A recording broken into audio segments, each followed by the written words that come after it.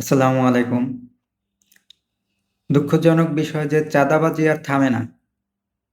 মানে চাঁদাবাজি মনে হয় যে তাদের যত যাই হোক চাঁদাবাজি তাদের করতেই হবে। চাঁদাবাজি, টেন্ডারবাজি, দখলদার, দখলদারি ইত্যাদি।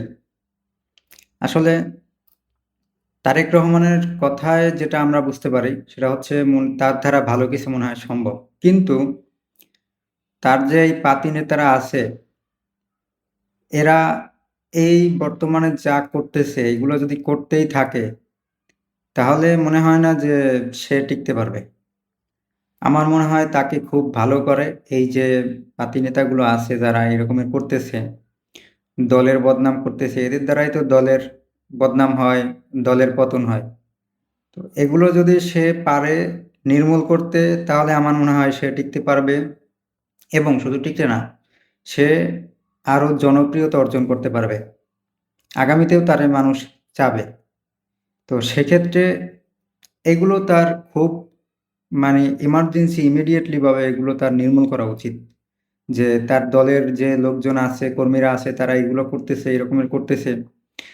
সবার আগে তার দলের কর্মীদেরকে সংস্কার করা উচিত। যদি সে চায় জনপ্রিয়তা অর্জন করতে, মানুষের ভালোবাসা চায় এবং সে যদি মানে আগামীতেও মানে দেশের কিছু করতে চায়, দেশে থাকতে চায়, তাহলে আমার মনে হয় তাকে খুব দ্রুত গতিতে তার দলের যেই কর্মীরা আছে তাদেরকে সংস্কার করা উচিত। আমার সঙ্গে যারা একমত তারা অবশ্যই কমেন্ট করে জানাবেন এবং আপনারা সবাই সবার জায়গা থেকে সচেতন থাকবেন যাতে আসলে আরেকটা বিষয় হচ্ছে আমাদের যে প্রশাসন আছে, এই প্রশাসন কখনোই আসলে জনগণের কাজে আসবে না। কেন আসবে না? কারণ তারা মনে করেন দুর্নীতির বাণিজ্য করে। দুর্নীতি হচ্ছে তাদের বাণিজ্য। চাকরি করে জনগণের টাকা দিয়েই তো তারা বেতন পায়। কিন্তু তাতে তাদের হয় না আসলে। আরো বেশি লাগবে। মানুষের টাকা-পয়সা যত হয় তার থেকে আরো বেশি লাগে। যত হয় তার থেকে আরো বেশি লাগে। কিন্তু হালালভাবে তারা কখনোই মানে উপার্জন করতে চাইবে না। কিছুদিন আগে দেখছেন একটা বাইকারের আপনার হচ্ছে হেলমেট পরে ভেঙে গিয়েছে। কিন্তু একজন পুলিশ তার কাছে হয়তোবা ৳৫০০ চাইছে। সে দেয় নাই।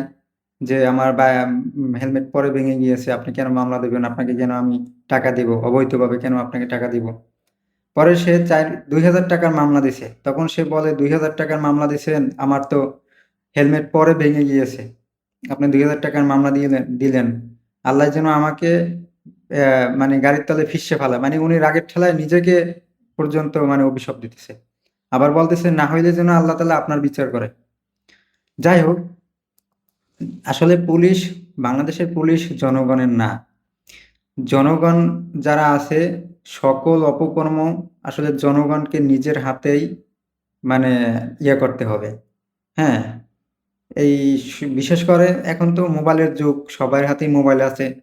আপনারা দ্রুত গতিতে যখন দেখবেন অপকর্ম হয়, হ্যাঁ, দুর্নীতি হয়, আপনারা আর কিছু পারেন আর না পারেন। ভিডিও করে তারপরে সুন্দর করে সোশ্যাল মিডিয়ায় মানে ছেড়ে দিবেন। এটা তো পারবেন। আসলে বাংলাদেশের পুলিশ, বাংলাদেশের প্রশাসন জনগণের না। আমাদেরকে আমাদেরকেই এগুলোর করে সচেতন হয়ে আমাদেরকেই বেঁচে থাকতে হবে। এগুলোর প্রতিবাদ আমাদেরকেই করতে হবে। সবাই যার জায়গা থেকে প্রতিবাদ করেন। আর আমরা জনগণকে কথা দিচ্ছি ইনশাআল্লাহ।